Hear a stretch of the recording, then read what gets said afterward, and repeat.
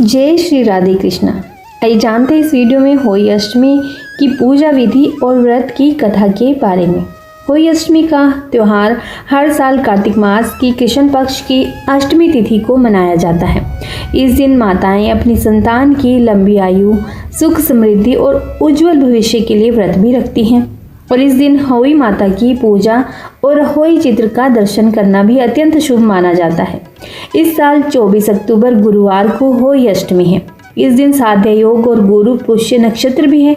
इस संयोग में होली माता की पूजा अर्चना करने से संतान के जीवन में चली आ रही समस्याएं भी खत्म हो जाती हैं। तो आइए जान लेते हैं होली माता कौन है। होली माता को माँ पार्वती का स्वरूप माना जाता है। इन्हें संतानों की रक्षा और उनकी लंबी आयु प्रदान करने वाली देवी के रूप में भी पूजा जाता है। इनकी पूजा करने से महिलाओं की कुंडली में ऐसे योग बन जाते हैं जिससे बंध्या योग, गर्भपात से मुक्ति, संतान की असमय मृत्यु होना और दुष्ट संतान योग आदि सभी कुयोग समाप्त हो जाते हैं। धार्मिक कथा के अनुसार भी होली माता का चित्रण एक अहोई, साही या नेवले के रूप में किया जाता है, जिसे कि एक पौराणिक घटना के प्रतीक के रूप में भी देखा जाता है। आइए जान लेते हैं होली अष्टमी के व्रत की पूजा विधि। होली अष्टमी के दिन सुबह उठ के स्नान करके व्रत का संकल्प लेना चाहिए। इस व्रत में दिन भर बिना अन्न और जल ग्रहण किए व्रत रखा जाता है और शाम को होली माता की पूजा की जाती है। पूजा में जल से भरे कलश की स्थापना की जाती है और होली माता की कथा भी सुनाई जाती है। पूजा के दौरान चांदी की होली या धातु की मूर्त का उपयोग भी किया जाता है और शाम के समय चंद्रमा और तारा के दर्शन करने के बाद ही व्रत का पारण किया जाता है। कुछ लोग केवल तारे के दर्शन करने के बाद ही व्रत का पारण कर लेते हैं।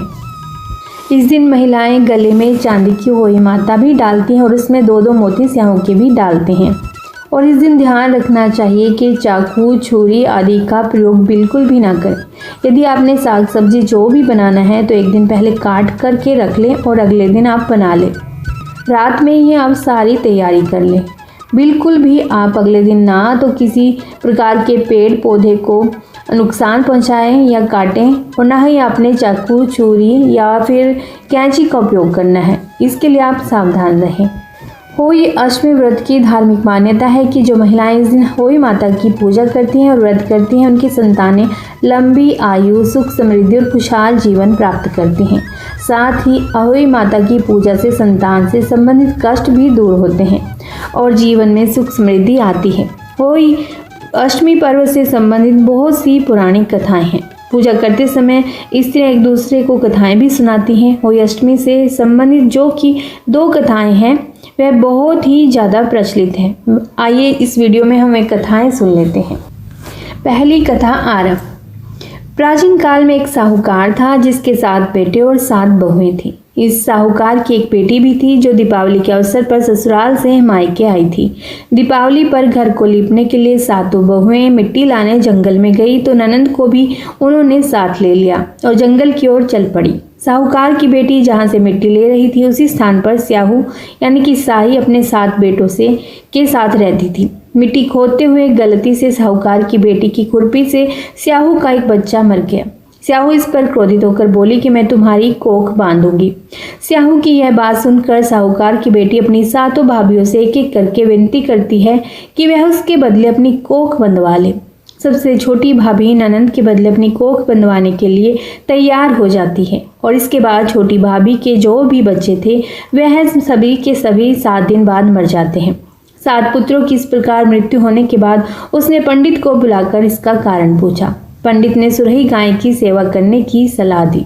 सुरही सेवा से प्रसन्न होती है और उसे स्याहू के पास ले जाती है। रास्ते में थक जाने पर दोनों आराम करने लगते हैं। अचानक साहूकार की छोटी बहू की नज़र एक ओर जाती है। वह देखती है कि एक सांप गरुड़ पंखनी के बच्चे को डंसने जा रहा है और इसीलिए वह सांप को मार देती है। और इतने में गरुड़ पंखनी वहां आ जाती है और खून बिखरा हुआ देखकर उसे लगता है कि छोटी बहू ने उसके बच्चे को मार दिया है। इस पर वह छोटी बहू को चोंच मारना शुरू कर देती है। छोटी बहू इस पर कहती है कि उसने तो उसके बच्चे की जान बचाई है। गरुड़ पंखनी इस पर खुश होती है और सुरही सहित उन्हें स्याहू के पास पहुंचा देती है। स्याहू छोटी बहू की सेवा से प्रसन्न होकर उसे 7 पुत्र और 7 बहुएं होने का आशीर्वाद देती हैं। स्याहू के आशीर्वाद से छोटी बहू का घर पुत्र और पुत्र की वधुओं से हरा भरा हो जाता है। होली अष्टमी माता की जय। होली माता सभी के बच्चों पर अपनी कृपा दृष्टि बनाए रखे। होली अष्टमी का अर्थ एक प्रकार से यह भी होता है कि अनहोनी को होनी बनाना, जैसे साहूकार की छोटी बहू ने करके दिखाया। आइए सुनते हैं होली अष्टमी की दूसरी कथा।